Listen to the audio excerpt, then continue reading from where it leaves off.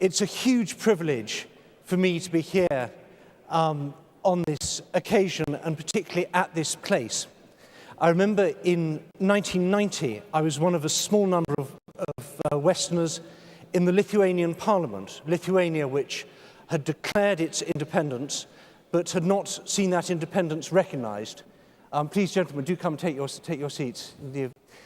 And we were very worried. We thought we might be going to get killed because the Soviet troops were marching all over Vilnius and locking up Lithuanians, and it seemed only a matter of time before they were going to storm the parliament. And the guy operating the fax machine turned to me and said, if Ronald Reagan was president, this wouldn't be happening. And I thought he was absolutely right. No discredit to the Bush administration, they did some great things.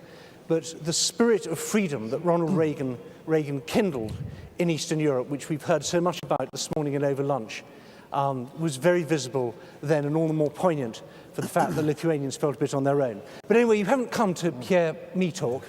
I've been covering Eastern Europe for more than 20 years now, and it's been my great pleasure and privilege to know many of the people here personally from the days when they were still struggling for freedom. I remember Mart Laar as a young MP in the Estonian parliament discussing when independence would come. I remember talking to Mr. Balcerowicz about how possibly one day Poland might have a free market economy. And I remember perhaps most of all talking to Václav Klaus in mid-1989 about what we would do, or what he would do, if communism fell, when communism fell, and how the Czech Republic, which as Czechoslovakia as it was then, which was prosperous parts of Europe before the war, before communism, how quickly and how it just might, even in principle, regain its position at the heart of a new, united, post-communist Europe. So it's my great pleasure now to introduce not Dr. Václav Klaus of the Forecasting Institute, but President Klaus of the Czech Republic, one of the foremost statesmen in modern Europe. Thank you.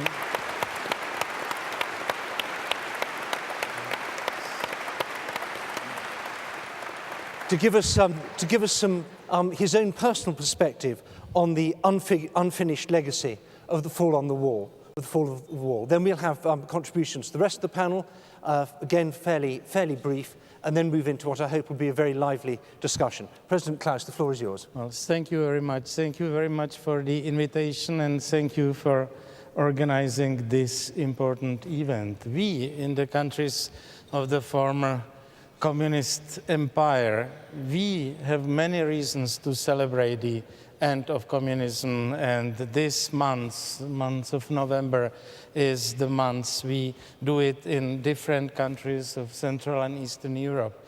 But we are convinced that this is an event, the fall of the wall, the fall of communism, is an event which deserves to be celebrated, and I'm convinced not only by us who were victims of that regime. So thank you for organizing this event. That's my point number one. Point number two, it seems to me that it should not be the commemoration of the past only. You speak about the unfinished legacy. I don't think that communism will come again. Communism is dead. Communism is definitely over. But I feel other collectivistic, dirigistic isms which are around, and to say that our victory is a final victory would be a tragic mistake, and that's another reason for it is so important to organize such meeting like this one. Third, I always say that communism at the end of the 1980s was already weak, soft, old, without any meaning to anyone even in those countries. So that communism sort of melted down. Communism collapsed. But it was necessary to do something. And to continue the discussion this morning, I am always asked, what was the role of the rest of the world in bringing down communism? I think that the fact that communism collapsed is an important part of the answer. Nevertheless, the role of the rest of the world was important. And this morning, the panelists discussed either the Ronald Reagan or Margaret Thatcher strategy or the so-called Helsinki process. Frankly speaking, there was not much light in the tunnel. I was working on radical reforms without ever dreaming that one day they could be of practical use. So pleasant surprises happened in history too, from time to time. And during these gloomy years, there were certain individuals which helped us to maintain, to keep our spirits. The first was, for obvious reason, John Paul II, the Pope. But I was President Reagan because of his principle and tough position vis-à-vis the Soviets, and also the communist authorities in Poland. And Margaret Thatcher, because of the same characteristics. Then, the second point is that when Berlin Wall started to fall, Poland has already first non-communist government.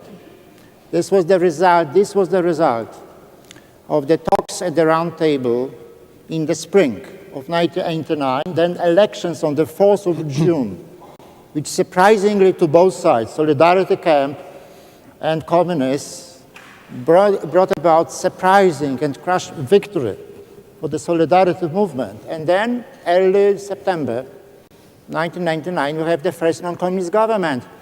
And when the Berlin Wall started to fall, Chancellor Kohl of Germany was in Warsaw on the first visit, historical visit in Poland. So he did not foresee that Berlin Wall would fall during his visit. And when it started to happen, he interrupted his visit, he went to Berlin to the wall, and he returned to complete his visit.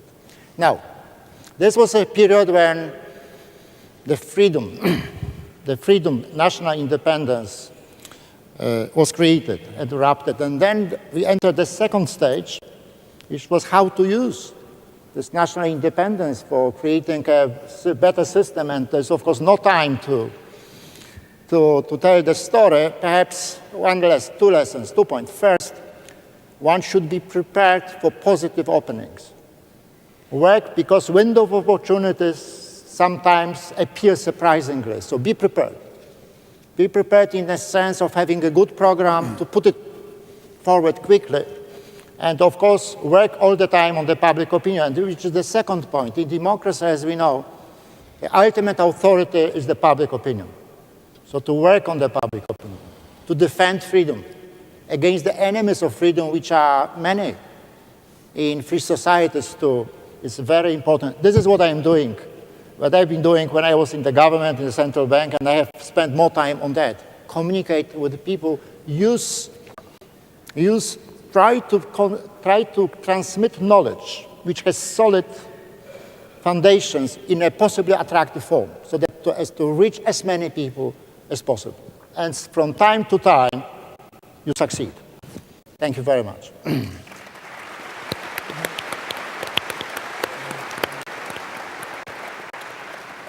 Thanks very much indeed, Leszek.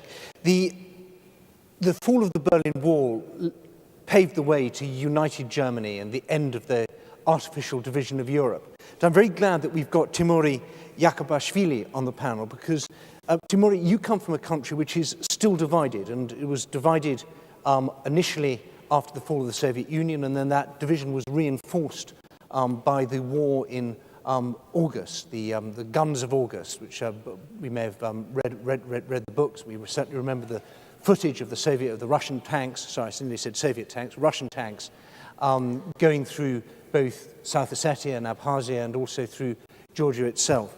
So what do you see as the unfinished legacy? How can you see this last coda, if you like, to the old Cold War being brought to a conclusion?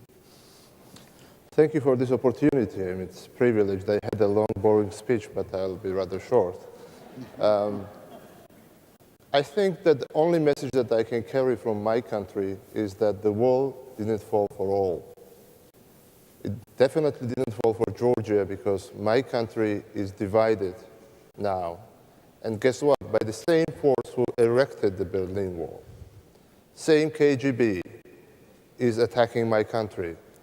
Same people in the offices are using the same jammers that they were jamming Radio Liberty and Radio Free Europe to jam our news that we are trying to broadcast on our divided territories. The same leadership who claimed that fall of the Soviet Union is the biggest tragedy of 20th century is trying to restore spheres of influence in my part of the world.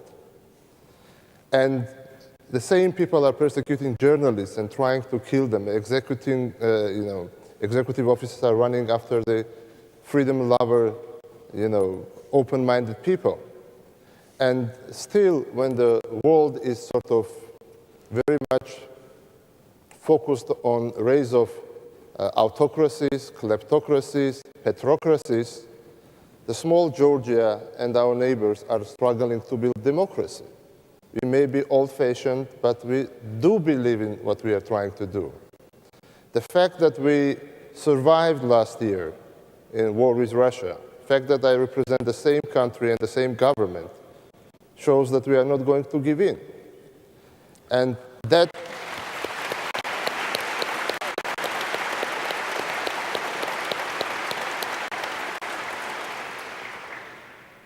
unification of Europe is not finished, because the power that Ronald Reagan was fighting is trying to come back, and it's trying to restore spheres of influence in 19th century division of the world. And Georgia, in this case, unfortunately, is experimenting ground, and they are trying to experiment all of that yet again. And I think that we heard that one of the things that the world should not be is to appeasement Russians. And we see, unfortunately, a lot of that today happening. And I'm often asked, why we Georgian ministers have a portrait of Ronald Reagan in our private offices. And there is the only simple answer that for us he represents a hope, probably different hope that we are hearing today's America, the hope that we will have a leader which will be fighting the newly emerging evil empire, and which will be promoting freedom and democracy. And after 20 years, we see that Francis Fukuyama, who produced the nice theory that democracy will anyway take over and will flourish, it was wrong. That promotion of democracy and building of democracy needs a lot of work, and I think that Ronald Reagan was the man who knew it better than others. And I don't think that there are any new theories needed. This library provides plenty of blueprints how the same enemy can be fought, how it can be contained, and how we can achieve liberation of the whole Europe. Thank you.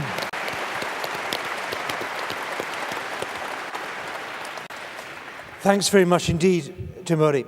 Now, if you look at any of those photos of those extraordinary international meetings from the late 1980s, when what we know now as a glorious victory was still then just a precious hope, a tentative hope. If you look very close to Mrs. Thatcher, you'll see the familiar face of Charles Pearl, now Lord Pearl. And it's a huge pleasure to have you on the platform. And I was wondering if you could give us both a few thoughts of yours from those days, when the war was coming down, and whether you see any signposts then for the future that we may have missed. Well, yes, I'll happily do so. Last Monday, I had dinner with Margaret Thatcher, and I told her I was coming here, and she was very envious of that. And I said, "Do you have any advice for me?" She said, "Charles, be firm." And of course, the only response I could give was in the words of that famous television series, "Yes, Prime Minister." But I think Margaret Thatcher was absolutely convinced that the wall came down for two reasons. One was the utter firmness and consistency of purpose of President Reagan and his determination to put intolerable pressure on the Soviet system, so that he created the conditions under which the wall would come down and communism would collapse. And secondly, she credited it to some very, very brave people in Eastern Europe, many of them with us on this platform and in this audience today, who themselves were prepared to fight for their freedom.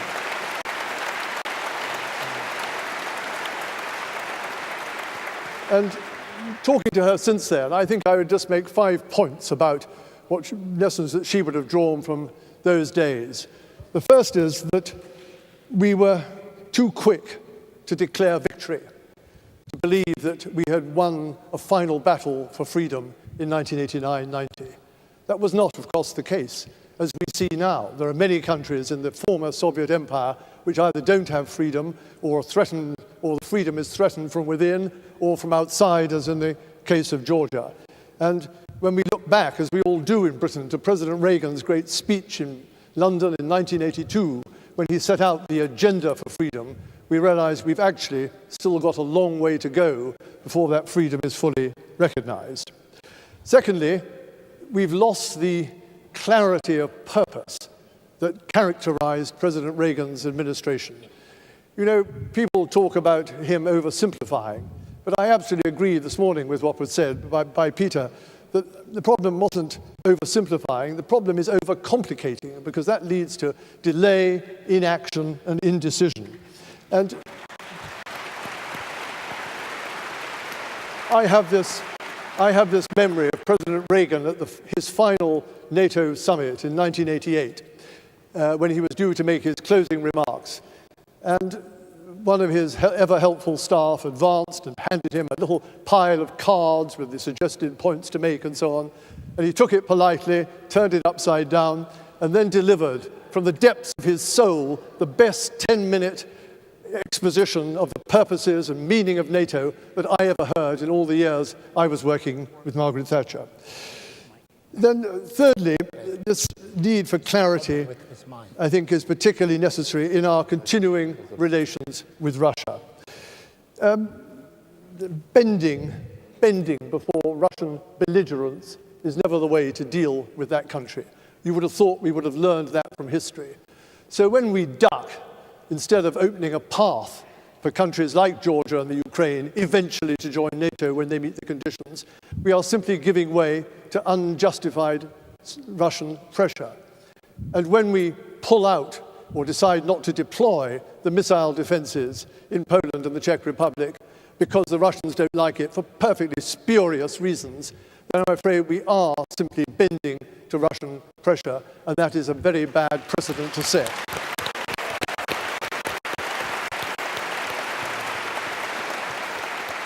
My fourth point would be this.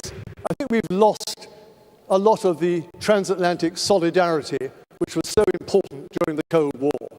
Now, people accuse President George W. Bush of making the United States unpopular. But you know, I think the Europeans have had their share of the blame for the state of the transatlantic alliance. There seems to be a sense in Europe that we don't have to make an effort, that we can have a risk-free existence, that we can have a sort of easy internationalism without actually making hard choices and spending money on defense. And I'm afraid until we can get rid of that, the original sense of transatlantic unity will be lost, and that will weaken us going forward. And maybe lastly, the lesson I would draw would be President Reagan warned us of just demonstrated to us the existential danger from nuclear weapons. But he also showed us a positive way to counter that danger through the Strategic Defence Initiative. And one of my great regrets, and I know it's Lady Thatcher's too, is the impetus behind that great programme has been lost when we should have actually been maintaining it, developing it, because we do have the technology and it can be made to work. So,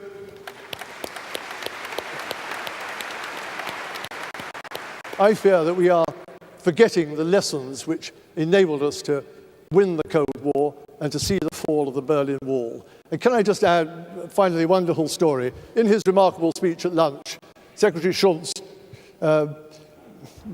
mentioned that Margaret Thatcher disagreed with President Reagan. This is very rare, on the subject of the United States invasion of Grenada. Well, that's not actually quite true.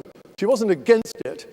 but she was very unhappy that President Reagan forgot to tell her before he decided to invade part of the Queen's dominions. But to make it worse, he did it on the very day of the week that she had her weekly audience with Her Majesty the Queen. And when the Queen said to Mrs. Thatcher, "I hope President Reagan did tell you he was going to invade my dominions," she had to say, "Well, no, I'm afraid he forgot." And that was the only reason for her concern. Thank you.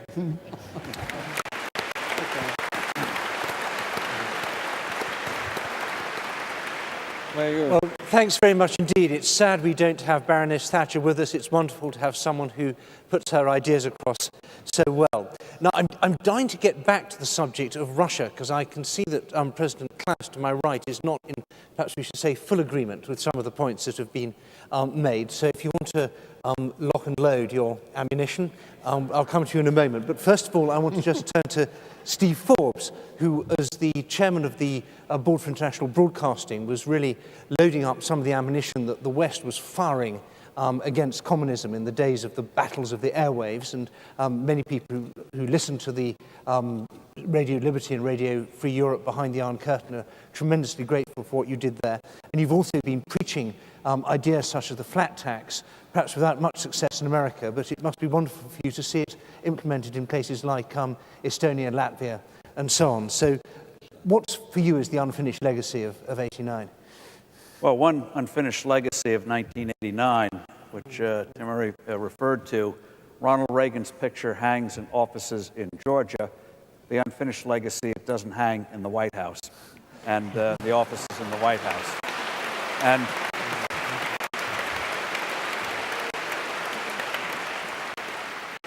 because Ronald Reagan, I think, is becoming increasingly recognized as one of the great men, not of American history, but indeed of world history.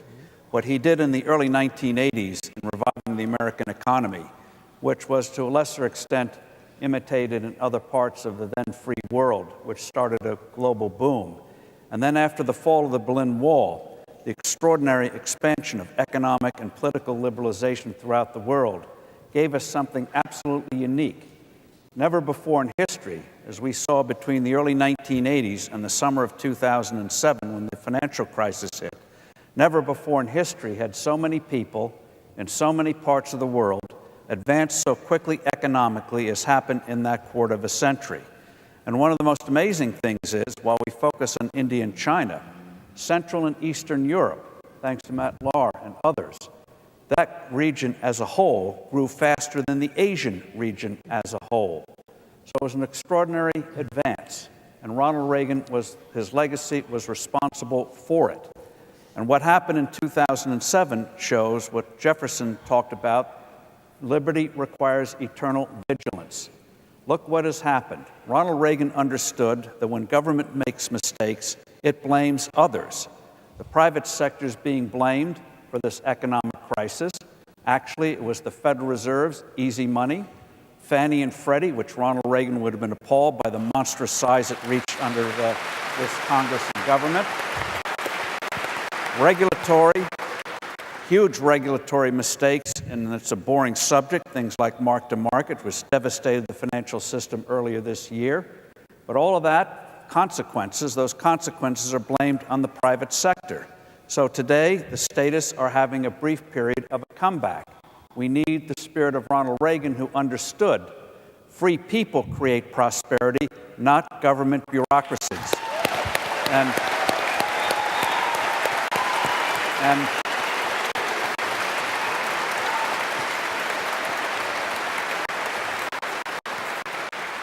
And he would have been appalled by the weak dollar policy of recent years. He killed the great inflation of the 1970s. He also understood the importance of free trade, which unfortunately this administration so far is the first since Herbert Hoover, who doesn't recognize the United States must take a forceful lead in reducing trade barriers. If we don't do it, the world will have ultimately a redescent into the purgatory of the 1930s, where more and more countries feel they're on their own, and that'll have enormous, devastating political consequences. So Ronald Reagan understood the basic principles of economic progress, whether it's the rule of law, sound money, low tax rates, which enable people to have the opportunity to take risks, create businesses, innovations, which enable us all to move ahead. He understood that free enterprise was not a zero-sum game, and he understood that free enterprise has a moral foundation. It's not greed, it's not lust, it is serving the needs and wants of other people. It's not zero-sum. We all advance when entrepreneurs and innovators have a chance to create new things that enable us all to move ahead. So it's always an unfinished legacy, and it's always an unfinished legacy. But by going back to what Ronald Reagan understood and taking heart that he understood life is not a straight line, that you have to learn how to maneuver, but never losing sight of the ultimate goals, you can achieve the ultimate goals. And I just remember how utterly inconceivable it was, especially after Hungary in 1956. The idea of rolling back the Iron Curtain was seen as just a relic of the early 1950s. Ronald Reagan was the first Cold War president to understand we could win the Cold War. And that's what we celebrate today, and that's the spirit we should approach our economic problems. He understood free enterprise, free people, free markets. That'll get us out of these difficulties, as he got us out of our difficulties in the early 80s when we faced a severe financial and economic crisis.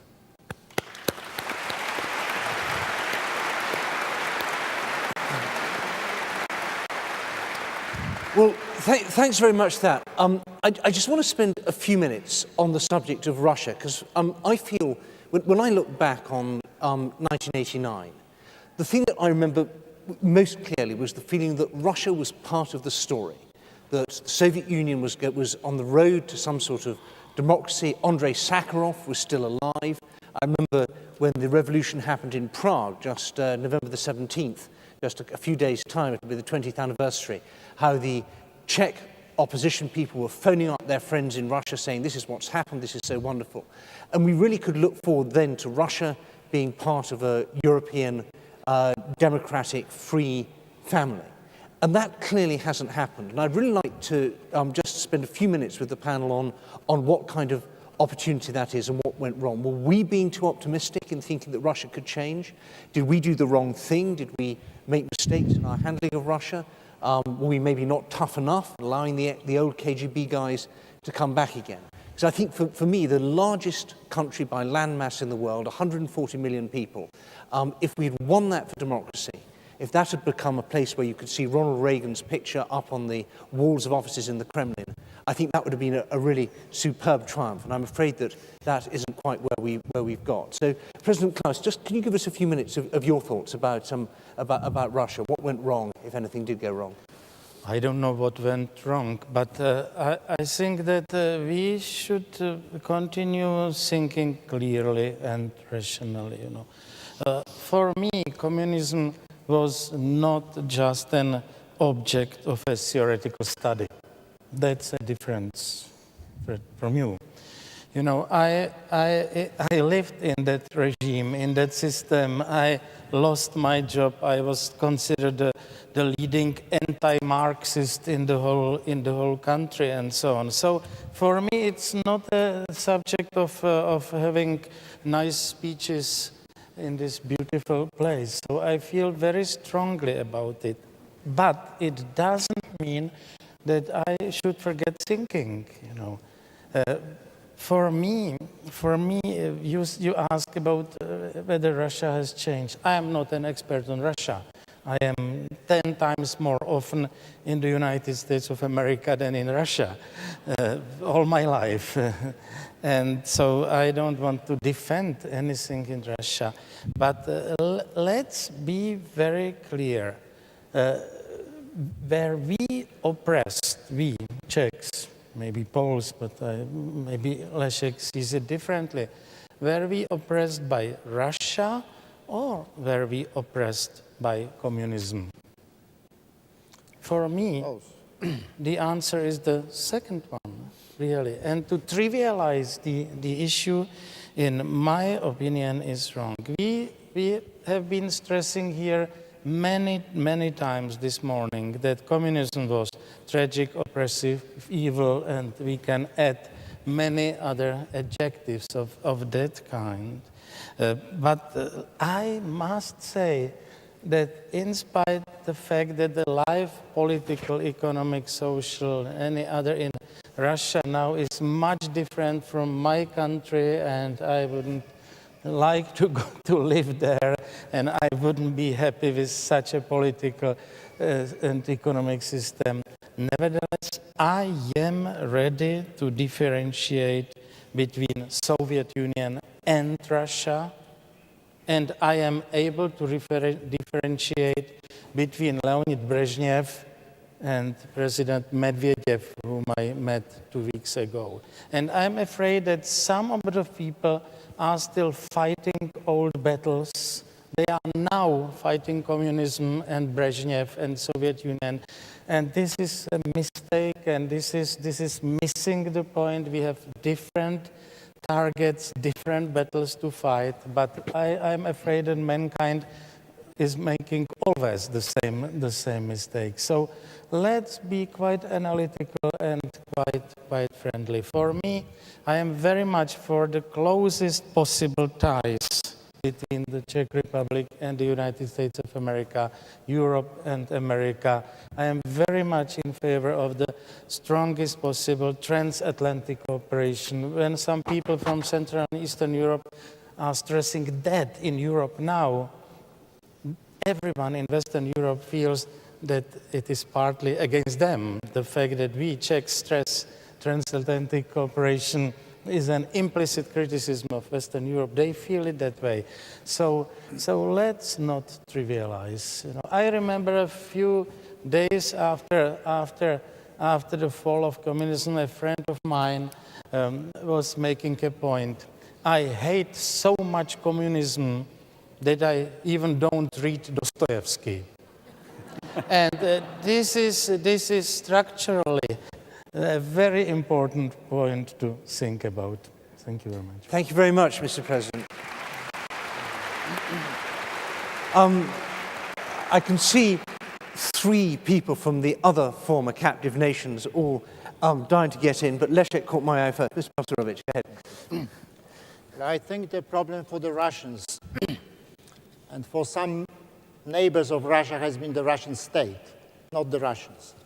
The state which has been oppressive as a Tsarist state and even more oppressive after the communism was introduced. Poland was partitioned and occupied by the Tsarist Russia, and then after the Second World War by the communists.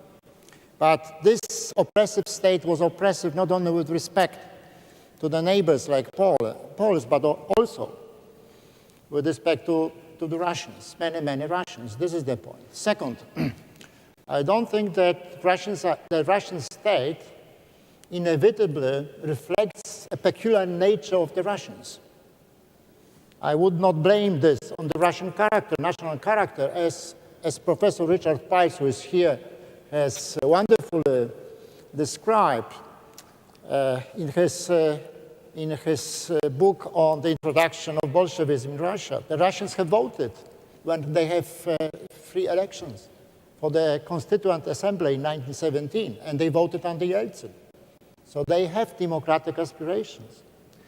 But for some reason having to do with history, with the chain of events, it has been more difficult in Russia to maintain the initial direction, which was very similar to that in Central and Eastern Europe. This is to say, both democracy and capitalism. So, and this march more or less was maintained during the first years. But then, it was, I think what we are witnessing is a reversal. Not so much as far as the march towards capitalism is concerned, even though the state is taking over the strategic sector, but it's very difficult to deny that there is not much of the effective opposition in Russia.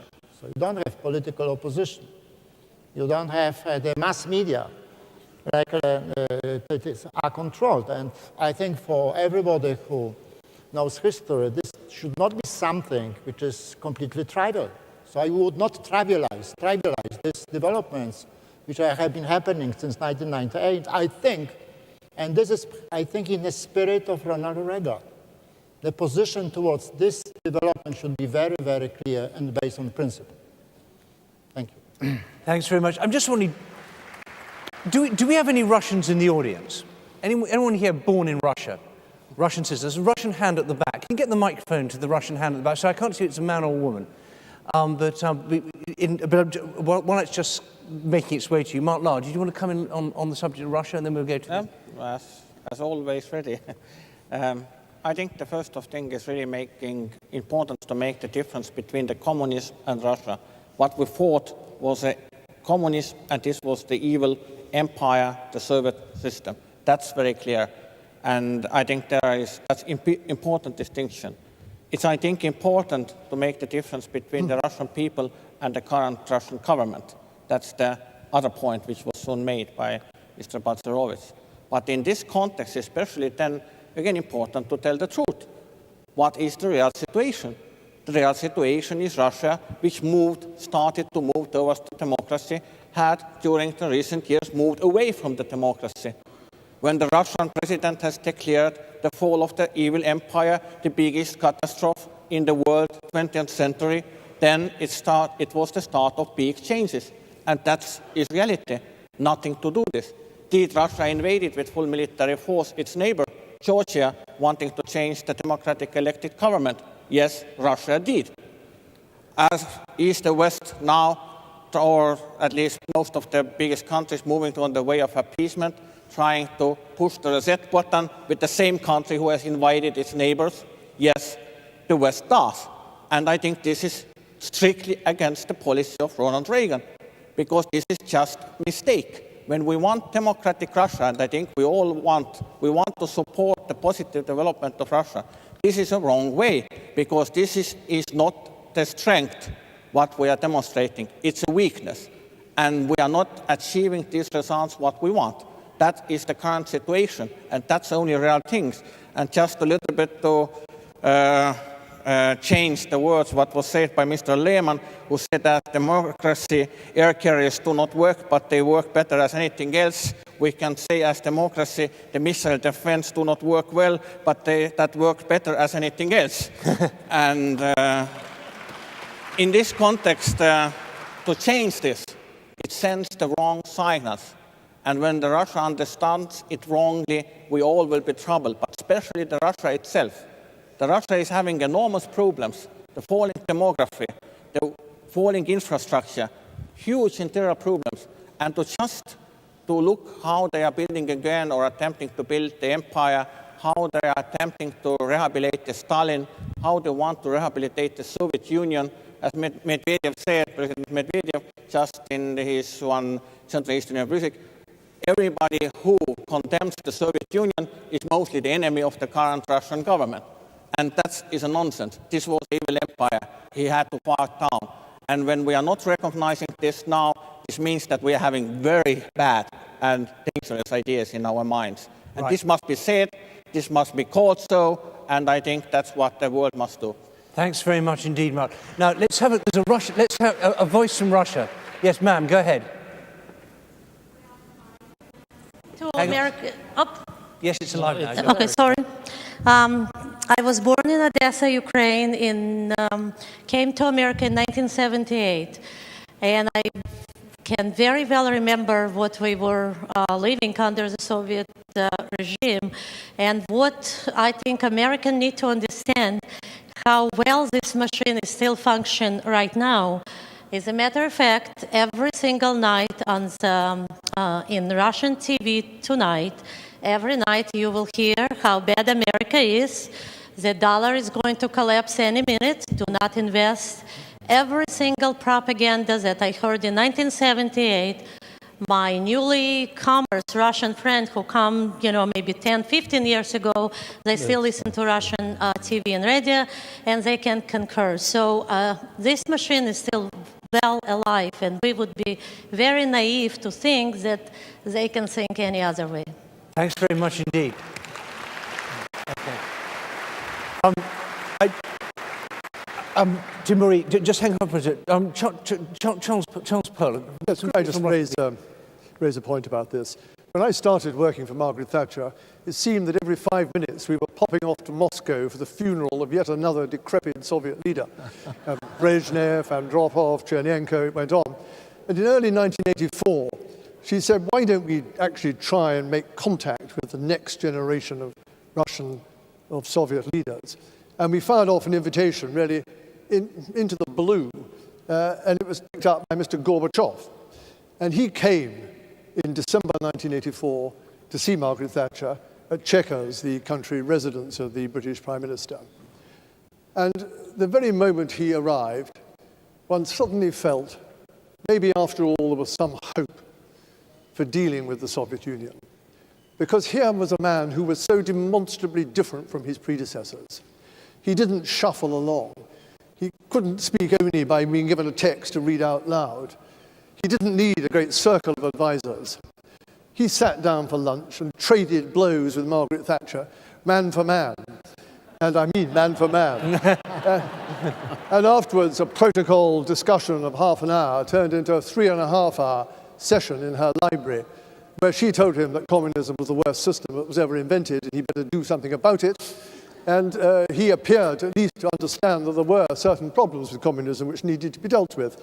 And over the following 5 or 6 years, a relationship was built up. And it was encapsulated in the phrase which she used after her first meeting with him, "This is a man I can do business with." And that was a sentiment she passed on to George Shultz and to President Reagan. And they, of course, were the important players in this, and they took that relationship forward.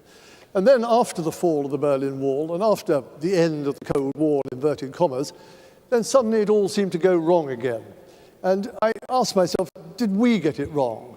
Did we do something which made it impossible to realize hopes for a more liberal, more democratic Russia which could last? Were we too severe on the Soviet Union or Russia? Did we demand too much of them by insisting on NATO membership for East European countries and so on? But no, I don't believe that was the case. I believe there is something in the Russian state system that only responds to forcefulness, to people who are prepared to take a stand, who recognize that power is important. And that, for me, is the lesson today. We've lost the will to use power in the way that President Reagan used it. And I think it will only be by using power that we shall ever be able to face down Mr. Putin in the same way that in 1989 and 90 we faced down the Soviet Union. Right. Well, I'm going to have to cut short, because otherwise we're going to spend the entire time on Russia. We've only got 40 minutes left, and there's so many other things to discuss as well. And I was very struck by an opinion poll which was published by the European Bank for Reconstruction and Development. It was taken in 2006, and it was the height of the boom, the economic boom in the ex-communist region, which is everything from Prague to Vladivostok.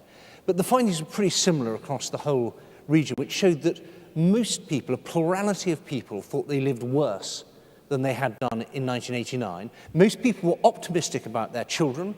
They didn't want communism back. They liked democracy. They liked market economics, but they said we don't live as well as we did in 1989. There was a palpable sense of a bit of disappointment there. And I want to spend and I think that if we take ourselves back to 1989, in one sense we'd be absolutely delighted that we got EU membership, NATO membership, market economies, all these fantastic things that happened.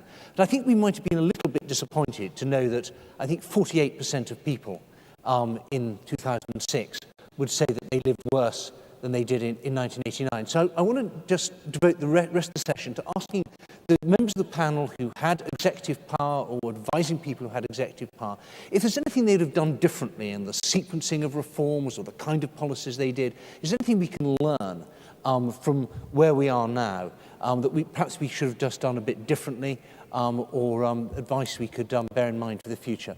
So Mark Lahr, you took over Estonia when it was completely bankrupt, and you turned it into a huge success story. But despite that, was there anything you'd have done differently? I don't think that I've done anything differently, only there are things which I couldn't accomplish. I think the only mistakes which were done were the things which were listened to much bureaucrats. And actually the same problem what we heard here today, the fight against experts.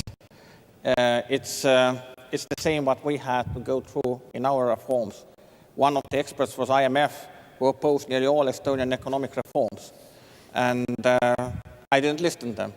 And I did all this. And very much looking on the heritage or the policy of Margaret Thatcher and Ronald Reagan, who didn't listen too much and did what was necessary to do.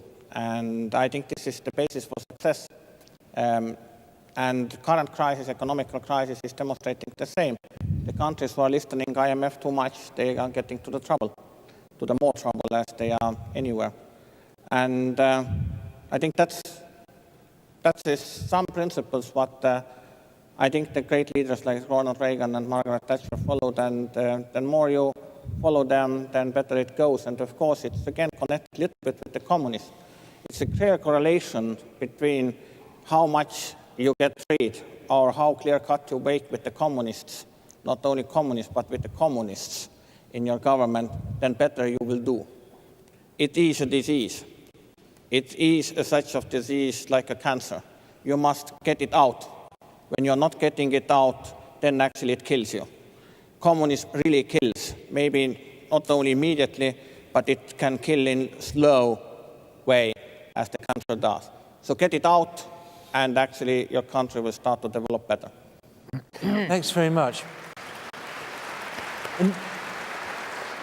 And President Klaus, I remember you as finance minister in the early 1990s, taking over a country which was actually in a much less bad position than Estonia was.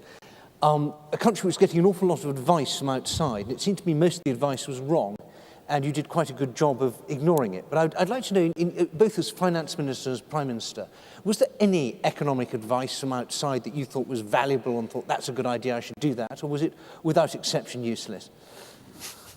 First, I just wanted to make a comment on your one specific opinion poll. You know, we have permanently opinion polls.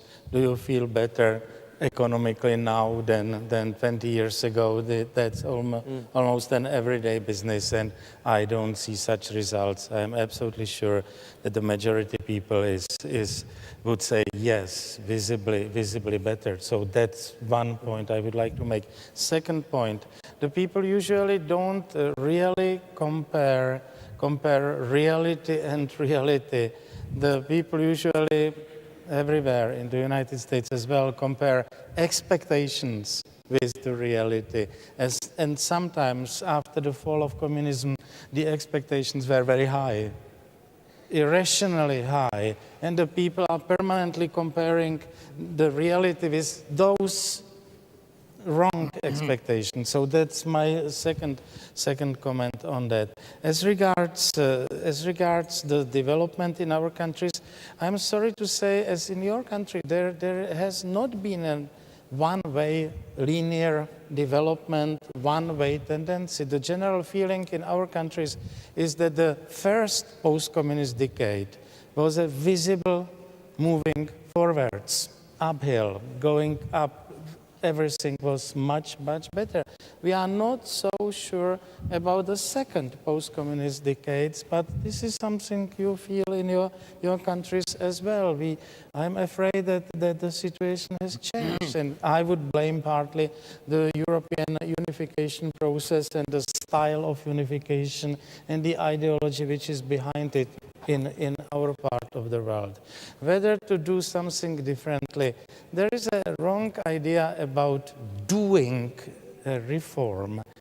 Leszek Balcerowicz in Poland, Mark Lahr in Estonia, me, we were no dictators. We were just players in the whole very complicated game of a total fundamental social transition of a country. We were not dictators to dictate one thing or another. 10 years ago, during the 10th anniversary, I quoted very often, we were in Poland. Leszek Balcerowicz was there as well, and the former Russian Prime Minister Gaidar was heavily criticized for how Russia did the whole transition, and he made an excellent point during the evening dinner speech. He made a point, well, I'm sorry, I was not a Tsar of Russia. I was just the Prime Minister of Russia.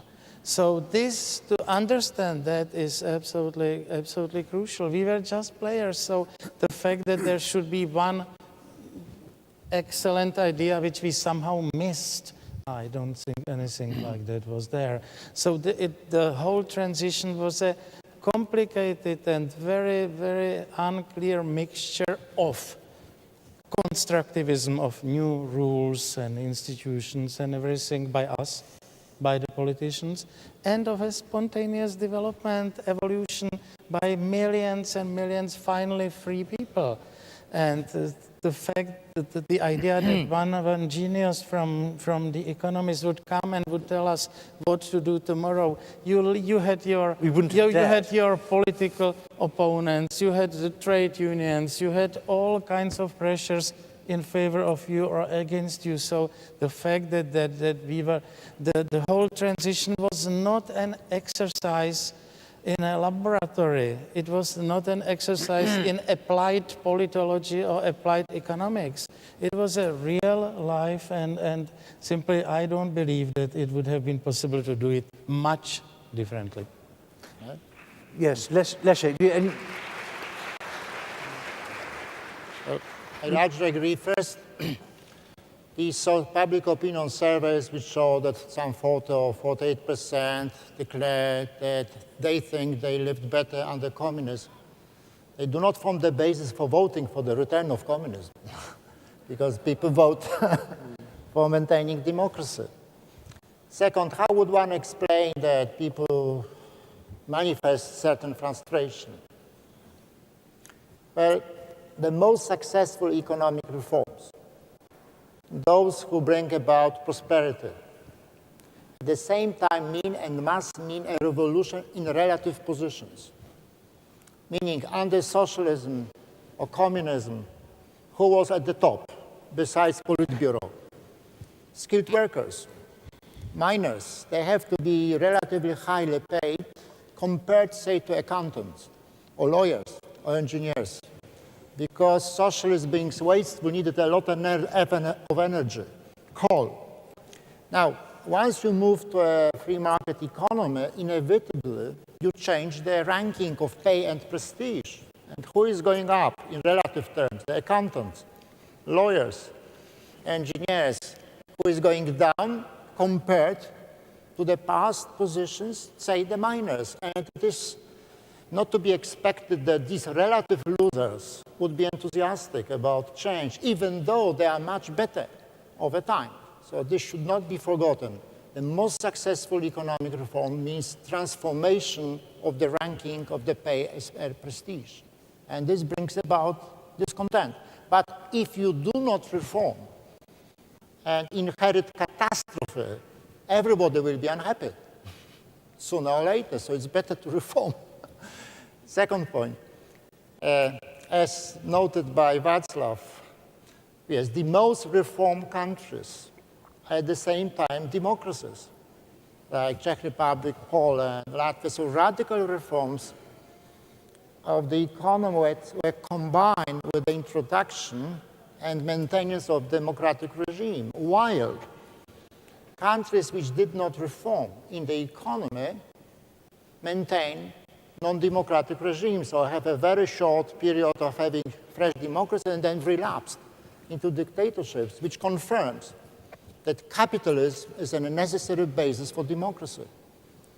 Without capitalism, there is no democracy. There is no single case, no single exception. So even if some people are a bit distrustful regarding capitalism, but like democracy, they should support capitalism for the sake of democracy. Thank you. Thanks very much.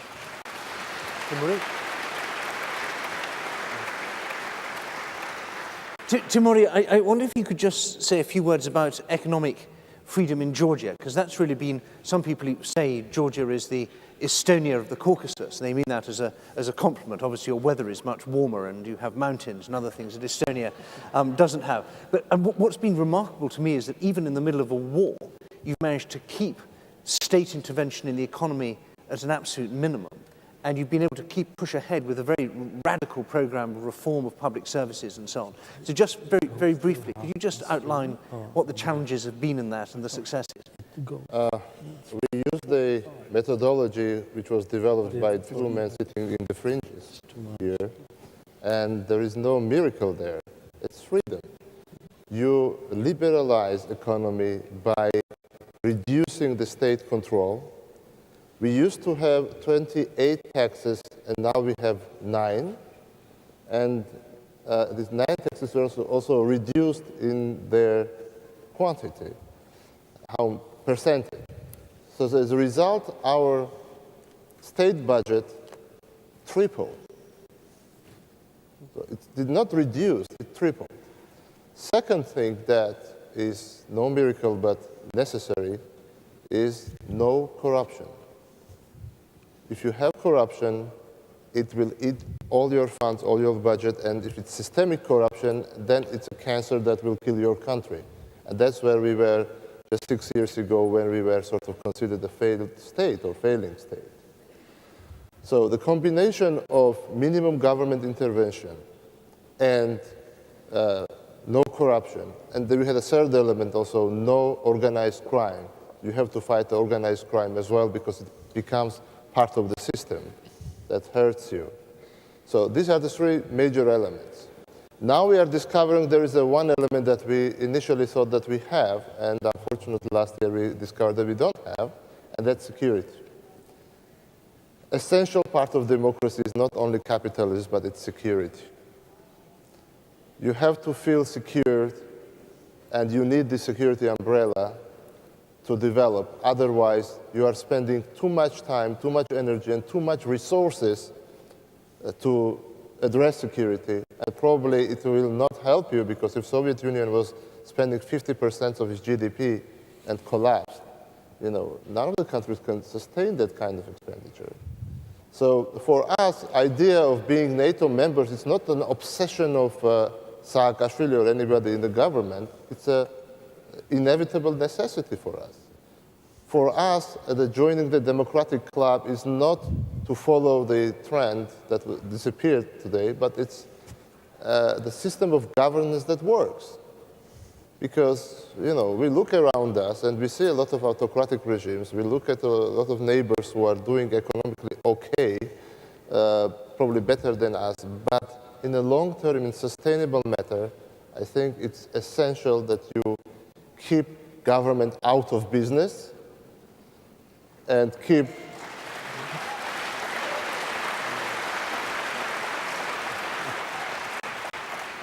taxes low as possible.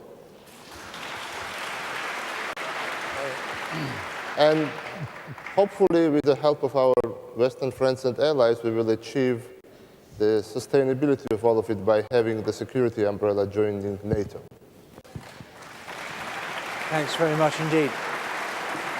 Now, I'm very, very keen to just get a couple of points in from the audience before I come to Lord Pearl and Steve Forbes.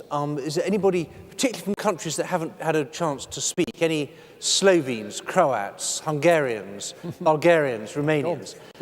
I see there's Natasha Serdoc there in the middle. Let's have a question from there. And let's take one more from somewhere over there. The gentleman there in the blue standing... China, yes. The world's largest country, I think, definitely. Okay, so gentleman there gets microphone. Natasha, you go first. Okay, great. Thank you, Ed. Thank you, panelists. It was a great pleasure to be part of this discussion. The problem that we see in Southeast Europe, in Croatia in particular, is that we have a huge political corruption that is going unpunished. There's no independent judiciary. There's no rule of law. There's no full enforcement of contracts, and there's no protection of property rights. This is going to be a question, isn't it? So really, I see 2 sets of problems with, let's say just one now. We realize that we need to deal with political corruption, because political corruption becomes also a fertile ground for organized crime, which is flourishing as a Balkan route, as you know, from Afghanistan to Europe. We can't deal with it from within because it's a vicious cycle. But with visiting judges, with reverse burden of proof for public officials, we could see some advancement in combating political corruption and organized crime in the region. U.S. leaders in your particular countries, how would you I see a new mandate, because this is Unfinished Legacy, the panel, title of the panel, Unfinished Legacy of the Fall of the Berlin Wall. Would there be a new mandate through NATO for countries, for new candidate countries and the new member countries of NATO, since NATO is, based on charter, an alliance of countries, of member countries, rule of law countries, to apply pressure in order to get the rule of law, protection of property rights, and combating corruption in the region? Thank you. Okay, so can NATO bring the rule of law? That's a good question. Now a question from a gentleman from China over there. Sir, go ahead. So, can you hear me? Yeah, I just want to remind everybody here, in 1989, when we celebrate the downfall of Berlin Wall, don't forget, there's another momentous event, probably equally and being forgotten today in the world. And now the unmutated form of communism is insidiously invaded every corner of the world, including the United States. I just did a protest in Nixon Library, where they put Chairman Mao's statue among the world leader like Winston Churchill statue. And now you hear in Obama administration that people quote Mao all the time. And what's happening? Because there's a soft Cold War going on, and we are not aware of that. What I want to say is, next month, Mr. Obama will visit China. What should he do? Good question. Yeah, okay. since Nancy Pelosi and Hillary Clinton never mentioned human rights. Very good. Okay. And would Obama mention it? Very good. An excellent question. Thank you very much. So, Charles Pole, imagine that you're not advising Mrs. Thatcher, but you're advising President Obama, if that's not too big a stretch. Don't look so horrified. And you're giving him his briefing notes for China. What would you tell him to say? I was just feeling to see if I still had my passport in my pocket so I could escape quickly.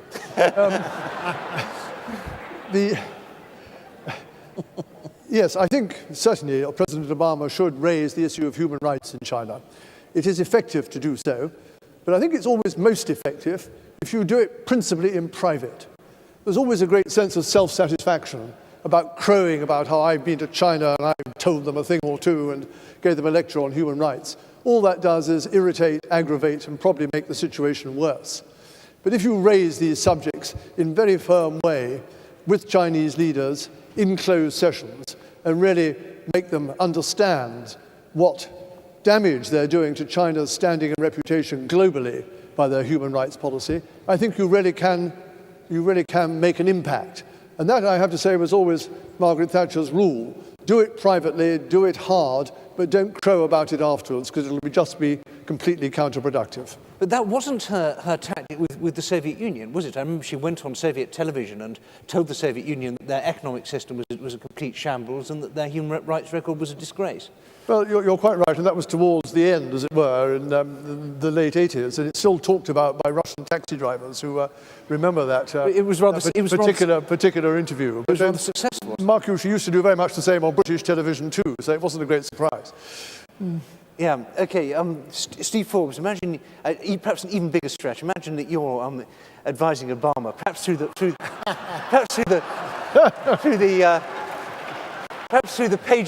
pages of Forbes magazine rather than actually as an advisor. What do you think you should say in China?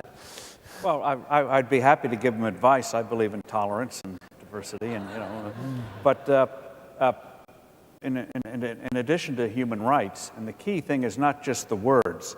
The key thing is, does the other side believe what you're saying? And unfortunately, his actions in terms of foreign policy give the impression that we are in a period where the United States is in retreat. You saw how he's treated the Democrats in Iran. We're not trying to have the kind of regime change there that we helped with solidarity in Poland during the 1980s, and everyone knows it. So if he talks about human rights, I think they'll just check it off as, okay, he's done that thing, now let's get down to real business. So it's conviction. Before he goes over there, if he makes a firm commitment on Afghanistan the right way and and does so with a rousing Reagan-esque speech, then his words on human rights might carry some weight. But in terms of advice on the economic side, I'd advise him get off of this thing of trying to get the Chinese to change their currency value. That won't change anything long term.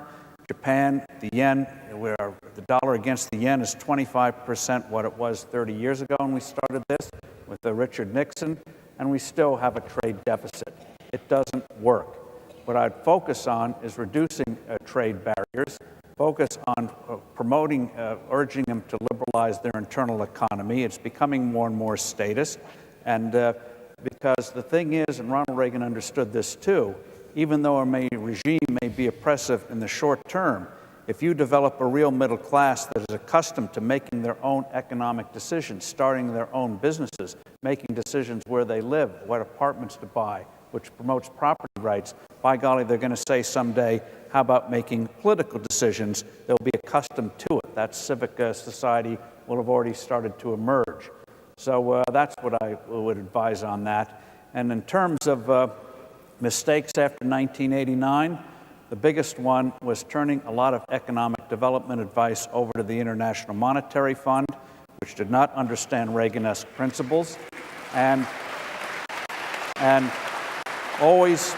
they always advocated devaluations, which gave inflation, always advocated higher taxes. They're telling the Russians, and so are we in the mid-90s, keep raising taxes when they had the most convoluted tax system imaginable, and they're just shoving the economy further and further underground. No wonder democracy was discredited. Most people in Russia in the 1990s did have a severe fall, and unlike what happened in Estonia and elsewhere, where they finally put in some real economic liberalization and got those countries on a real growth path, Russia did not have that kind of experience. So maybe with the IMF, maybe in the terms of exchange programs, we could send it to Pyongyang. Okay, send the IMF to North Korea. President Klaus, I want to come back to you on the question that was raised from Natasha Srdoc from Croatia about the rule of law and what outside countries can do on the rule of law, because you said a very interesting thing in your opening remarks, which is that this Helsinki process had basically been irrelevant. So what really mattered was the Thatcher-Reagan build-up. But a lot of people would disagree with you on that and say that this was very important. It removed the communist argument, which was that any talk on human rights or anything like that was an interference in the internal affairs of another country. And the whole post-1977 legal order in Europe is based on the idea that countries can interfere in each other's legal affairs. And we're seeing it right now in Romania and Bulgaria, where the EU is pushing them to clean up their judiciary and do stuff about corruption. So I'd like to ask you, do you see any role for international legal pressure on countries on these things like organised crime, corruption and so on? Or do you think this is strictly a matter of national sovereignty and each country should do it just in its own way, and if they don't make it, that's just too bad? First, on the one hand, you have the empirical question, whether the Helsinki process was helping us in that era or not. That's definitely an empirical issue which can be discussed, documented, and I would say that I had not felt any improvement in my life, in the life of the whole Czechoslovakia at that moment. So that's an empirical debate. It's not dreaming about the role of international agreements and institutions. That's the reality. I had a big trouble in the bank where I was working, and I had a big dispute with the director of the bank, and I said, Mr. Director, well, do you follow the Helsinki process? It was a direct question, and he started to laugh because it was absolutely irrelevant for him. So I have many doubts about that. That's first point. Second point, don't make easy comparisons. You know, one thing is to dictate something in the 1980s to the Soviet Union or other countries of that kind.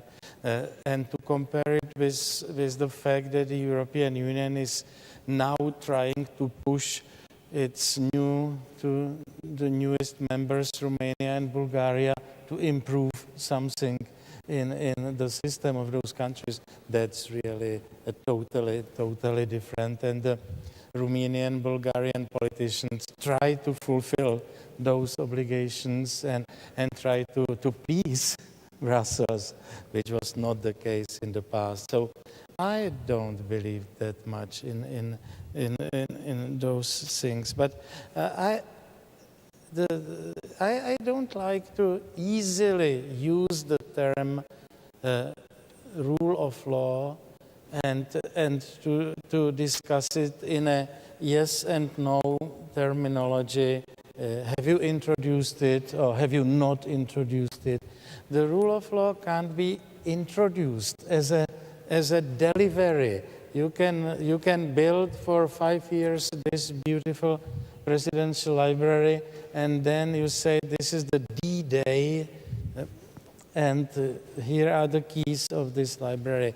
I'm afraid that some of the European and American, not only politicians, but politologists and analysts think about the rule of law in the same way as of opening this library. This is not the way.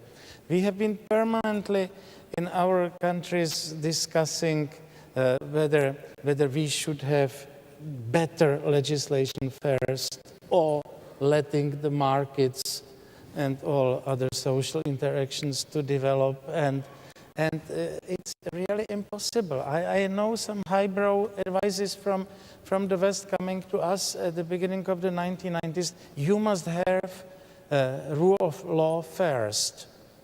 And I was always telling them, what do you mean now? The people have now democracy, we liberalized many things, and we will tell them, wait a minute, we would for 3 years try to create the rule of law.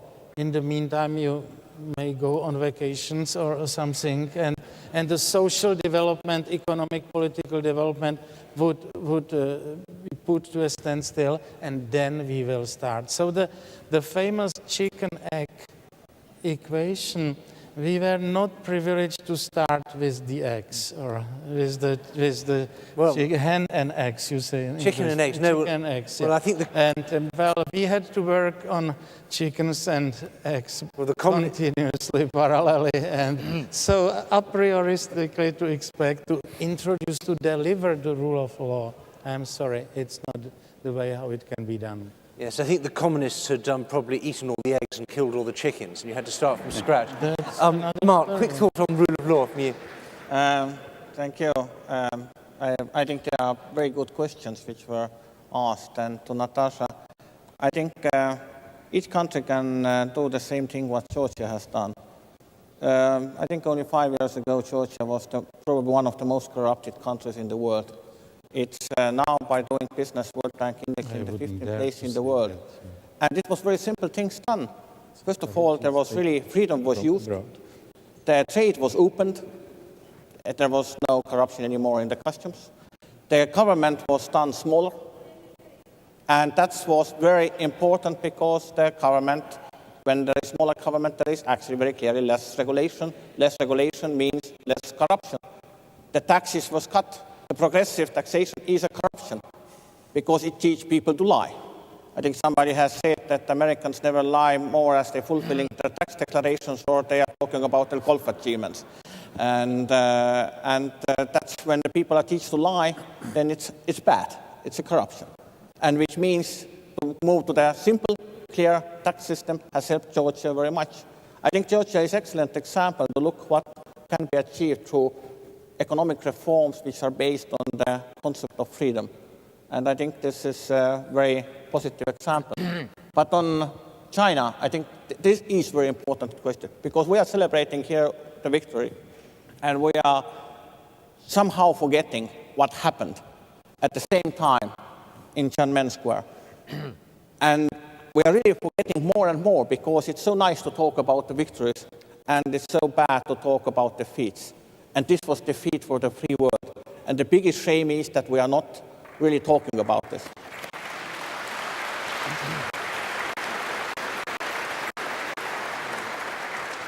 And there are two simple things, actually, which I can maybe not, which can be useful for any president, Obama or who else.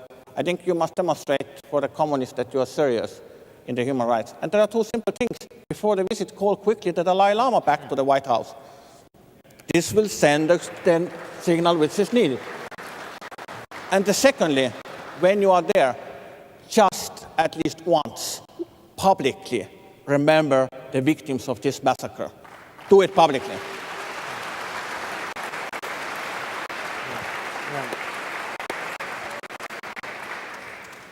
Good. Well, we've got to. I'm just going to wonder if we've got one or two very quick points on the floor before we finish. Has anyone got a burning point they want to make? Yes, sir. There. You're quick off the mark. Take a. Right. I'm the former Honorary Consul General of Slovenia. Slovenia did not jump in quickly into privatization. In fact, there are some that would say that they've still not privatized enough, and there are too many state-owned countries, but they also have the best performing economy of all of the 10 new countries. So the question I'm asking is, did some of the other countries, particularly Russia, privatize too quickly and lost whatever economic base they had? And could Russia have taken a different path if they had not privatized so quickly? Very good. Okay, well, it's an interesting question. Slovenia is often overlooked. It's a country of 2 million people. They basically ignored almost all the advice they were given. And as a result, their economy has proved a great deal more robust in the... well, you may laugh. They didn't cut taxes and they didn't privatize. And they've done a lot better during the crisis than some of the other ones. But anyway, let's... Leszek Balcerowicz was sometimes called Mr. Privatization, so I shall let you answer that one. I think Slovenia achieved these good results despite the fact that it was slow on privatization, not thanks to it. And remember that Slovenia started with the highest per capita income. And the rate of growth was quite modest afterwards. Second, there's a lot of evidence that if enterprises are only facing competition and they are state-owned, there's only a question of time before they go bust, because they cannot withstand competition. Private, when they face state-owned enterprise, inevitably is politicized, badly managed sooner or later. There are some exceptions, but they are exceptions only. So, if you do not privatize, then in fact you condemn an enterprise for shrinking and bankruptcy. Third, it's very, very easy to criticize the Russian privatization. There's a booming business and criticize Russian privatization. Yes, everybody's criticizing. It is a very bad privatization, but perhaps the best one they could have made. Because what was the alternative in Russia?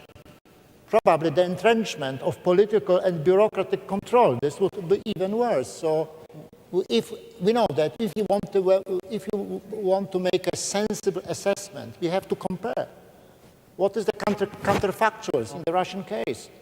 It's very easy to say it falls short of an ideal model of privatization. So what?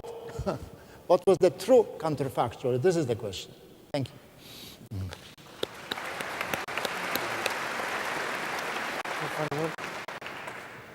Well, we're almost at the end. I've been told that even though we started late, we have to finish absolutely on time, which I'm very sorry about. But I'm a very well-disciplined moderator, so I'm going to do what I'm told.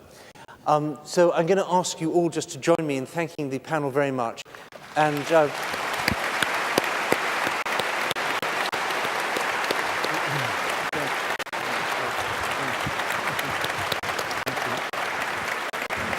thanks very much indeed. Well done. Okay. You've been very good. Thank you so much. Expectation. This is absolutely so different. Good chance to look at the PR from Georgia. Thank you very much. Our next panel will begin in just 10 minutes, so please enjoy some refreshments, but do not go far.